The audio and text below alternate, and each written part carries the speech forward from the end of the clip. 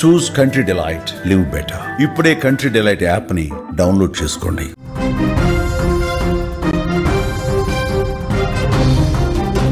Bharat Pakistan mega final కు రంగం సిద్ధమైపోయింది. Asia cup తుది సమరం ఆదివారమే.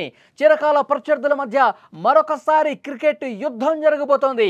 ఇప్పటికే 2 సార్లు మన చేతిలో చావు దెబ్బ తిన్నది పాకిస్తాన్. గత వివాదాలతో ఈసారి ఫైనల్ మ్యాచ్ ఇంకా ఉత్కంఠంగా మారే అవకాశం కనిపిస్తోంది. మూడోసారి కూడా పాక్కి చుక్కలు కనిపించబోతున్నాయి. భారత్ ధాటికి పాక్ కొద్దిగంటే కొంచెం కూడా పోటీ ఇవ్వలేని సిచ్యువేషన్లో పాకిస్తాన్ ఉంది. క్రికెట్ అభిమానులు ఎప్పుడెప్పుడు అని ఎదురు చూస్తున్న ఆసియా కప్ 2025 తుది సమయం ఆసన్నమైపోయింది.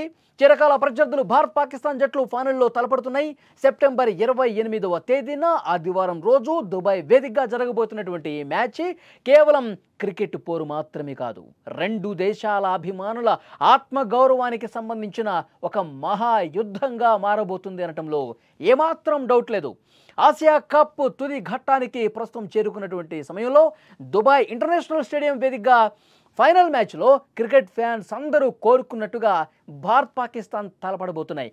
ఒక్క నిమిషం మీకు చెప్పాలి, ఈ ఫైనల్ మ్యాచ్లో నిన్న బంగ్లాదేశ్తో పాకిస్తాన్ ఆడే సమయంలో పాకిస్తాన్ గెలవాలని చెప్పి చాలామంది ఇండియన్స్ కోరుకున్నారు. ఎందుకంటే ఫైనల్లో పాకిస్తాన్ రావాలి, మనతో ఫైనల్లో పాకిస్తాన్ ఆడాలి, పాకిస్తాన్ని మళ్ళొక్కసారి చావు దెబ్బ కొట్టాలి, చావు దెబ్బ కొట్టి పాకిస్తాన్ మీద మనం ఘన విజయం సాధించి మనం కాలర్ ఎగరేసుకోవాలి. 3 మ్యాచ్ల్లో కూడా పాకిస్తాన్ నడ్డి విరిచింది భారత్ అని చెప్పుకోవాలి. అప్పుడు ఆ ఫైనల్ మ్యాచ్లో పాకిస్తాన్ ఉంటేనే అసలైన మజా వస్తుంది. అసలే చచ్చిన పామని ఇంకా చావగొట్టి పాకిస్తాన్ మీద మరొక అద్భుతమైనటువంటి విజయం నమోదు చేసి ఆసియా కప్ను మనం ఎగరేసుకుపోవాలని చెప్పి భారత అభిమానులు కోరుకున్నారు. అందుకు తగ్గట్టుగానే అక్కడ పాకిస్తాన్ గెలిచి భారత్తో తలపట్టానికి వస్తుంది. మనకు తెలుసు పాకిస్తాన్ గత 2 మ్యాచ్లు చూస్తే ఎలాంటి సిచ్యువేషన్ ఉందో మనం చూసాం. వాళ్ళు రెచ్చగొడతా ఉన్నారు, స్లెడ్జింగ్ చేస్తూ ఉన్నారు, వాళ్ళు పూర్తిగా ఈ విమానాలు కూలిపోతున్నాయని 6-0 అని ఇలాంటి రెచ్చగొట్టే ప్రయత్నాలు చాలా చేసింది. కానీ మనం ఎక్కడా డైవర్ట్ కాలేదు, ఆట మీద కాన్సన్ట్రేట్ చేశాం, చావు దెబ్బ కొట్టాం. 2 మ్యాచ్ల్లో కూడా ఘోరంగా ఓడిపోయింది పాకిస్తాన్. మనతో అసలు ఏమాత్రం పోటీ లేని పరిస్థితుల్లో పాకిస్తాన్ ఉంది. అలాంటి పాకిస్తాన్ ఇప్పుడు మళ్ళొకసారి ఫైనల్ మ్యాచ్లో వస్తున్నటువంటి నేపథ్యంలో మరొకసారి ఒక అద్భుతమైనటువంటి విక్టరీ కొట్టాలి, పాకిస్తాన్ నడ్డి విరచాలని చెప్పి ప్రతి ఒక్క భారత అభిమాని కోరుకుంటా ఉన్నాడు. టీమిండియా టోర్నమెంట్లో ఆడిన అన్ని మ్యాచ్ల్లో అద్భుతమైన ప్రదర్శన కనబరిచింది. ఒక్క ఓటమి కూడా లేకుండా అగ్రస్థానంలో నిలిచి ఫైనల్కు చేరుకుంది భారత్. మన జట్టు ఆట తీరు చూస్తే పాకిస్తాన్ జట్టుతో పోలిస్తే మన ప్లేయర్లు అన్ని విభాగాల్లో చాలా బలంగా పటిష్టంగా కనిపిస్తున్నారు. అసలు పాకిస్తాన్ మాకు ప్రత్యర్థే కాదు. ఒక్కసారి సూర్యకుమార్ యాదవ్ మాటలు మనం గుర్తు చేసుకోవాలి. చాలా స్పష్టంగా చెప్పాడు, మీడియా వాళ్ళకు కూడా చెప్పాడు, మీరు ప్రత్యర్థి అని రాస్తా ఉన్నారు, భారత ప్రత్యర్థి పాకిస్తాన్ రాస్తున్నారు. ఎక్కడ ప్రత్యర్థి? అస్సలు కనీసం భారత్కి పోటీ ఇచ్చే దమ్ముందా పాకిస్తాన్కి? కనీసం ఒక్క విభాగంలో ఉన్న మనకి పోటీ ఇచ్చే దమ్ముందా పాకిస్తాన్? అలాంటప్పుడు 15 మ్యాచ్లు ఆడితే 13 గెలిచాం మనం. 2 మ్యాచ్లు మాత్రమే అరకొరగా ఇబ్బంది పడుతూ గెలిచింది. 13 గెలిచినటువంటి టీంకి ప్రత్యర్థి ఎలా అవుతుంది? ఒక్కసారి రాసేవాళ్ళు కూడా గుర్తుపెట్టుకోవాలి. మనకి ఏమాత్రం పోటీ ఇవ్వనటువంటి ఒక పిల్ల దేశం, ఒక బచ్చా దేశంగా పాకిస్తాన్ని చూడాల్సిన అవసరం ఉంది.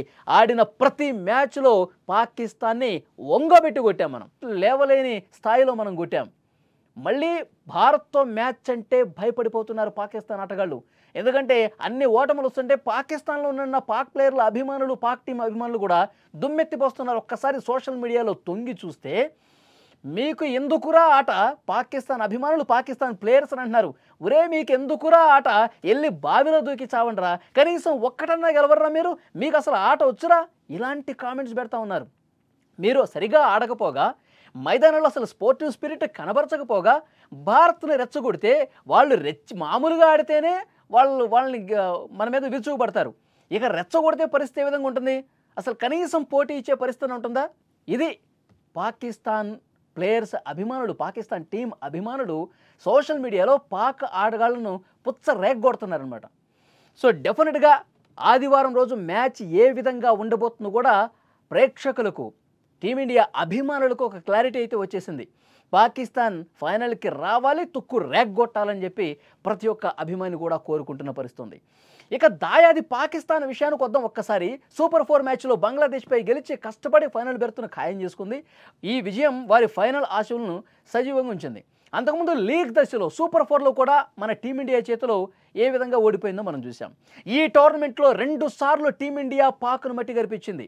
ఈ 2 మ్యాచ్ల్లో కూడా మన జట్టు పాకిస్తాన్ను సులభంగా ఎలా ఓడించిందో మనం అందరం చూసాం. సాధారణంగా ఇండియా పాకిస్తాన్ మ్యాచ్ అంటే అంతకుముందు కొంత ఉత్కంఠ ఉండేది. గత టీముల్లో వాళ్ళ మాజీ ప్లేయర్లు కొంత పోటీ ఇచ్చేవాళ్ళు. కానీ ఇప్పుడు పూర్తిగా తేలిపోయినటువంటి పరిస్థితి ఉంది. ఈసారి ఫైనల్ మ్యాచ్ ఏ విధంగా ఉంటుందో క్లారిటీ అయితే వచ్చేస్తుంది. ఈ 2 దేశాలు ఆడుతున్న నేపథ్యంలో ఉత్సాహం రెట్టింపైంది అభిమానులు. ఈ 2 జట్ల మధ్య ఇటీవల జరిగిన మ్యాచ్ల్లో కాంట్రవర్సీస్ చోటు చేసుకున్న నేపథ్యంలో ఇప్పుడు ఆ ఇంట్రెస్ట్ ఇంకొంచెం పెరిగింది. వాళ్ళు ఏ విధంగా రెచ్చగొడతారు, వాళ్ళు రెచ్చగొడితే మన వాళ్ళు ఏ విధంగా కౌంటర్ ఇవ్వాలో కూడా ప్రిపరేషన్స్ జరిగిపోతున్నాయి. అభిమానులు కొన్ని సలహాలు సూచనలు కూడా ఇస్తున్నారు. ఈసారి మీరు వాళ్ళు కనుక రెచ్చగొట్టేలా చేస్తే దానికి తగ్గట్టుగా మీరు రియాక్ట్ అవ్వండి, అది మైదానంలో వాళ్ళకి బుద్ధొచ్చే విధంగా మీరు రియాక్ట్ కాండి అని చెప్పి అభిమానులు చెప్తా ఉన్నారు. మొదటి మ్యాచ్లో షేక్ హ్యాండ్ వివాదం, రెండో మ్యాచ్లో పాకిస్తాన్ ఫాస్ట్ బౌలర్ రవూఫ్ చూపించిన ఆవేశపూరిత చేష్టలు. పాక్ బ్యాటర్ వాడు ఉన్నాడు కదా, గన్ ఫైర్ ఇట్లా పట్టుకుని ఆ 50 పరుగులు కొట్టాడో లేదో, అసలు వాడి పేరు ఎవరికో క్రికెట్ తెలిసిన వాళ్ళు ఎవరికి చాలామందికి తెలియదు. వాడు 50 పరుగులు కొట్టాడని బ్యాట్ పైకి లేపి ఇది గన్ ఫైర్ చేసి సెలబ్రేషన్స్ అంటే అవి. అసలు మైదానంలో ఎవడైనా గన్ను పట్టుకుని ఇట్లా గన్ ఫైర్ సెలబ్రేషన్స్ చేస్తాడా? భారత్ పాకిస్తాన్ మధ్య అంతకుముందు మే నెలలో ఎలాంటి ఉద్రిక్త పరిస్థితులు ఉన్నాయో చూడలేదా? 2 దేశాల మధ్య నివురుగప్పిన నిప్పుల పరిస్థితి మారిపోయింది. పెహల్గాం ఉగ్రదాడి తర్వాత, ఆపరేషన్ సింధూర్ తర్వాత పరిస్థితులు ఎంత గంభీరంగా ఉన్నాయో తెలీదా? కనీసం అలాంటి ఆలోచన కూడా లేకుండా పాకిస్తాన్ మనస్తత్వం అంత సైకో మనస్తత్వం. పాకిస్తాన్ ఆటగాళ్ళు ఎంత దారుణంగా బిహేవ్ చేస్తారంటానికి పాకిస్తాన్ ప్లేయర్స్ మానసిక స్థితి, అంటే వాళ్ళ మానసిక స్థితి ఏ విధంగా ఉంటుంది? హింసను ప్రేరేపించాలి, ఎప్పుడు దాడులు చేయాలి, రెచ్చగొట్టాలి, రక్తపాతం, వాళ్ళ ఆలోచన ఇదే విధంగా ఉంటుంది. అలాంటి ఒక సైకోయిజం నుంచి, అలాంటి ఒక హింసను ప్రేరేపించే మనస్తత్వం నుంచే ఆ ఆటగాళ్ళు కూడా ఉంటారన్నది ఆ దృశ్యం తర్వాత మళ్ళొక్కసారి రుజువైంది. కాబట్టి వాళ్ళని తుక్కు రేగ్గొట్టాల్సిందని చెప్పి అభిమానులు చెప్తా ఉన్నారు. ఈసారి అలాంటి సంకేతాలను చూపిస్తే ఫైర్ సెలబ్రేషన్స్ కావచ్చు, లేకపోతే ఈ విధంగా 6, 0 ఇలాంటివి కావచ్చు, రెచ్చగొట్టేలా మాట్లాడటం కావచ్చు, టీమిండియా ఆటగాళ్ళ మీదకి దూసుకురావటం కావచ్చు, ఇలాంటివి చేస్తే మీరు గమ్మునుండొద్దు, మీరు అదే మైదానంలో వాళ్ళకి తగిన బుద్ధి చెప్పే విధంగా మీరు కూడా చాలా స్పష్టంగా సంకేతాలు పంపించండి అని మన అభిమానులు చెప్తున్నారు. కానీ మన సంస్కృతి, మన సంప్రదాయం ఏమి నేర్పించాయి? భారత ఆటగాళ్ళు నిగ్రహంతో ఉన్నారు. వాళ్ళు ఎంత రెచ్చగొట్టినా మన కాన్సన్ట్రేషన్ డైవర్ట్ కాకూడదు, మన దృష్టి అంతా ఆట మీదే ఉండాలి, మనం గెలవాలి, భారత్ గెలుపు సాధించాలి, పాకిస్తాన్ మీద భారత్ గెలుపు అన్న హెడ్లైన్సే బయటికి రావాలి. ఇది తప్పించి భారత ఆటగాళ్ళ ఆలోచన వేరేలా లేదు. అందుకే వాళ్ళు ఎంత ఇదిగా ప్రవర్తించినా, ఎంత కోతుల్లాగా సైకోల్లాగా బిహేవ్ చేసినా మనం పట్టు కోల్పోలేదు, నిగ్రహాన్ని కోల్పోలేదు, మన ఏకాగ్రతను అసలే కోల్పోలేదు. ఆట మీద పెట్టాం కాబట్టి గత 2 మ్యాచ్లు అద్భుతమైనటువంటి విజయాలు నమోదు చేశాం. ఇప్పుడు ఫైనల్ మ్యాచ్లో కూడా అందుకు భిన్నంగా ఏం జరగదండి. పాకిస్తాన్ ఘోరంగా ఓడిపోతుంది, టీమిండియా అద్భుతమైన విజయం సాధిస్తుంది. 3వ విజయం సాధించి పాకిస్తాన్ మీద కప్పు సగర్వంగా పైకి లేపి నిలబెట్టి చూపిస్తుంది భారత్కి. ఇది జరగటం పక్క. అభిమానులు చాలా ఈగర్గా వెయిట్ చేస్తున్నటువంటి పరిస్థితి ఉంది. మనం అందుకే బీసీసీఐ కూడా పీసీబీ మీద కంప్లైంట్ ఇచ్చింది ఐసీసీకి. పాకిస్తాన్ ఆటగాళ్లను కంట్రోల్లో పెట్టట్లేదు, పిచ్చి పిచ్చి చేష్టలు చేస్తూ ఉన్నారు, స్పోర్టివ్ స్పిరిట్గా వాళ్ళు వ్యవహరించట్లేదు, వీళ్ళ మీద చర్యలు తీసుకోవాలని చెప్పి. ఎందుకంటే పీసీబీనే రెచ్చగొట్టి ఈ విధంగా ఆటగాళ్లతో చేస్తుందని ఒక పెద్ద డౌట్ ఉంది.